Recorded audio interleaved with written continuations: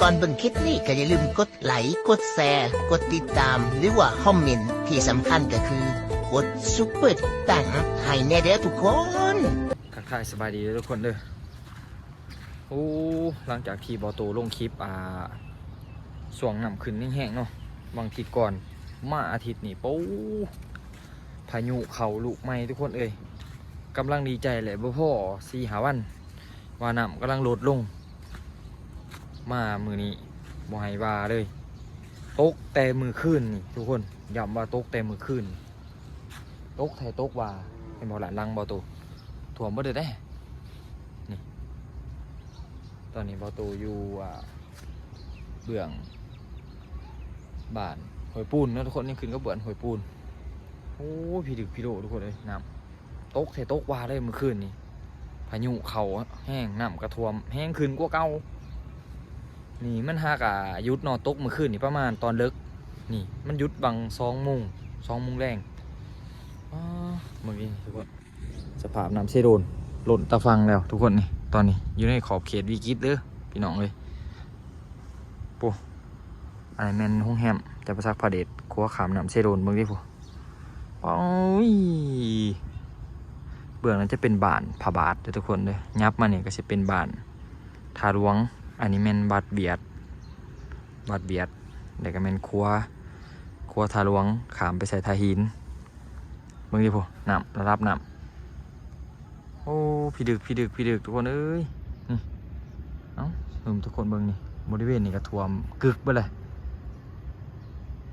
บอตัวห้ากระทายคลิปเลยพ่อ5-6 มื้อมาเบิ่งมือนี่แห้งนักกว่าเก่าบ้านบอโตกระท่วมทุกคนเดี๋ยวบอโตสิพาเลาะสิเลาะอ้อมไปพูนแล้วก็สิไปซาดหอดบ้านแกเลยเบิ่งสถานการณ์น้ำนี่ก็ไหลแห้งขนาดนี้ทุกคนไหลมาแต่สระวันพุ่นทุกคนเดี๋ยวพาเลาะเบิ่งขอบเขตที่มันเคยท่วมแต่ว่ามันแห้งกว่าเก่าป่าทุกคนจากที่เบาโตเคยมาถ่ายคลิปน้องมือนั่นเบิ่งปกติระดับน้ำอยู่แถวนี้มือนั่นประมาณ5-6 วันก่อนเมื่อกี้ทุกคนและกระทั่งตัวนี้เบาโตขี่เข้าไปในนี่ได้มาหอดมือนี่ไปบ่ไหลทุกคนโอ้อันนี้เป็นบานทาหินเนื้อแล้วทุกคนไปเบิ่งจากมือนั่นกับมือนี่ต่างกันขนาดเลยไปบ่ไหลมึงนี่ทุกเขาเจ้าจนไพ่เหือไพ่ยังมาอันนี้นำกับประมาณนั้นทุกคนนี่เพียงหนาแข้งขาเฮาแต่ว่าลงไปดุมนี่เลิกแห้งรู้ผัว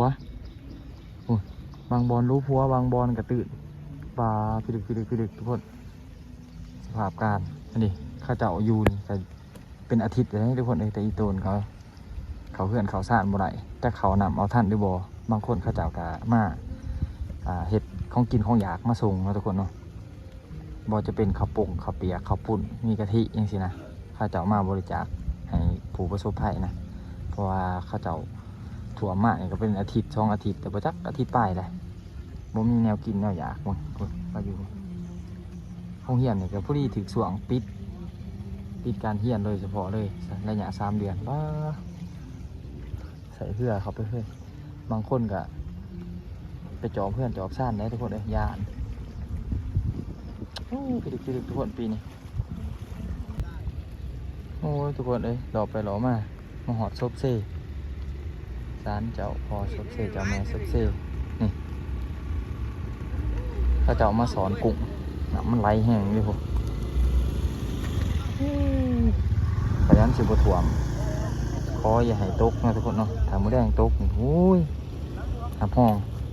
ขนเครื่องจีนไฟเลยผมบอกเลยว่างเลย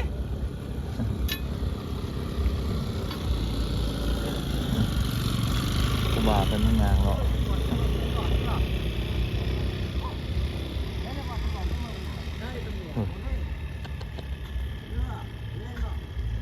น้ำคล้องกระไรน้ำเซ่กระไร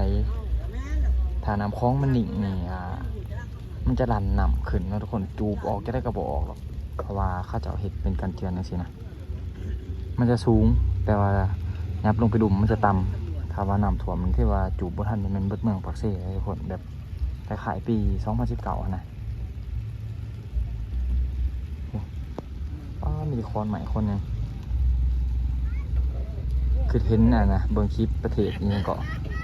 อินเดียบอกทุกคนหรือว่าบังกลาเทศนะที่ว่าเขาเอาเนี่ยเอาเล็กแหลมนะมัดใส่เสือกแล้วก็สัดใส่พวกงาหมอกงาไหมสินะก้อนหมอกก้อนไหมมันไหลมานำหนำนะคักดีแล้วเขาเอาไปขายซื้อเห็ดเป็นฟืนเห็ดเป็นทานนะอยู่ลาวเนี่ยบ่มีที่ลาวมันหนักมันกว้างทุกคนเนาะถ้าจะเอาแบบตามแคมตามยังก็มีอยู่แต่มันกับโบราณปุ๊บอยู่กลางมันมีแต่ค้อนใหญ่ไหลมาบางทีก็ก่อไผ่ทุกคนเป็นก่อบอกง่ายเลยเด้ฝนยังตกเลยทุกคนบอตัวก็ออกมาหล่อเบิ่งสถานการณ์เลยถ่ายคลิปเก็บภาพบรรยากาศให้ทุกคนเบิ่งนำกันเดี๋ยวบอตัวสิขามไปเบื้องนั้นแล้วก็สิไปหล่อเบิ่งบ้านตัวเองแน่แล้วก็พาทุกคนไปบ้านแก่แน่หากบ้านตัวเองก็คือว่าบางบอนกระถ่วมนักเลยทุกคนเพราะว่าเขาเจ้าจูบหนำบ่ทันนะไปทุกคนไปขามไปเบื้องนะซะก็ทุกคนได้รับน้ำเมื่อคืนนี้แห้งกว่านี้อันนี้ข้าวเจ้าจูบออกทั้งทุกคนเนาะแต่กับฝนมันก็ยุดตกมึงที่ผมที่ทุกอันนี้แม่นบริเวณบ้านโพ่นสะอาดเลยทุกคนเลยแต่ว่าก็มีหลายหลังคาอยู่ประมาณ1 2 3 4 5 6 7โอ้หลายหลังเติบได้ประมาณ10 กว่าหลังเนาะทุกคนเนาะท่วมแล้วมีกระท่วมนี่เบื้องนี่อันนี้แถวเพื่อนอดีมอโตขี่รถเลาะไปเลาะมาแถวเพื่อนอดีจากเด็กมึงที่ผมอันนี้เป็นเครื่องจูบน้ำเขาจะเอาน้องทุกคนเนาะเขาดึง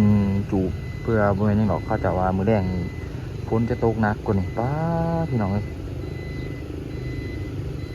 รับน้ำมหายวาเลยเมื่อคืนนี้เขาว่าขึ้นแห้งอย่างนี้ทุกคนพี่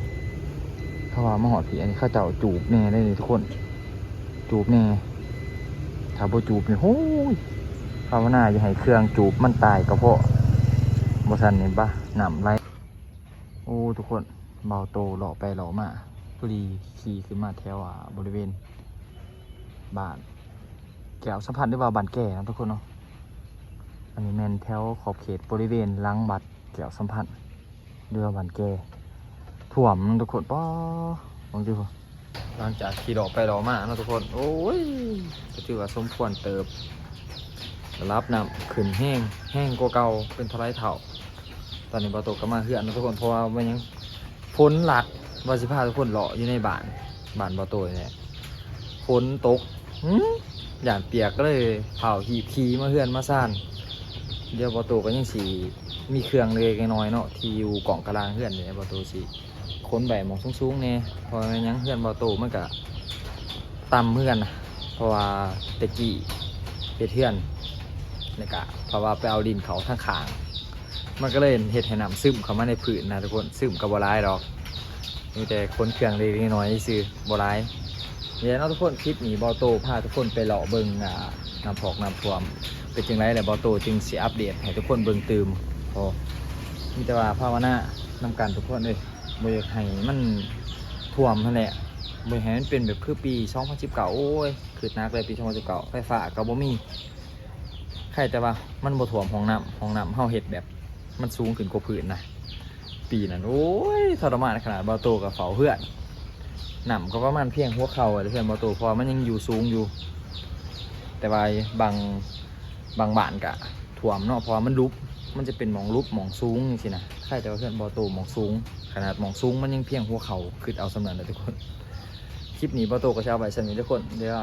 เป็นอย่างไรบอโตจึงสิอัปเดตให้ทุกคนเบิ่งตื่มเพราะว่าข่าวพายุนี่มันฮอตวันที่21หรือ22นี่มันกำลังจางๆลงหน่อยหนึ่งถาเบิ่งมือแรงเพราะว่าบอโตเบิ่งสภาพในถาม AI ได้ไงว่ามือแดงมันสิตกหนักคนนี่อยู่ปากเซ่โอ้เสียอยู่เลยนอนบ่เนี่ยนี่ภาวนาบ่ให้ตกซะ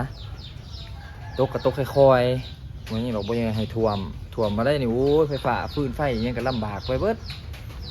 หาแนวขี่รถออกไปซื้อของกินของอยากก็บ่ได้ เนี่ยทุกคนเอ้ยจองได้บูหนำไปโอ้ปีนะเสียดายบอโตบอเลยเฮ็ด YouTube เนาะ2 ปี2019ถ้าเฮ็ดโอ้ยเก็บภาพบรรยากาศให้ทุกคนเบิ่งบ่ให้พันละหน้าเลยเอาทุกคนคลิปนี้บอโตสิเอาไว้ซ้ำนี้เด้อทุกคนเด้อเดี๋ยวเป็นจะได้จึงสิอัปเดตให้ทุกคนเบิ่งซะพอกันคลิปหน้าจะได้ขอบอกขอบใจเบิ่งทุกคนเด้อที่เบิ่งคลิปนี้จนจบพอกันคลิปหน้าพี่น้องบ๊ายบาย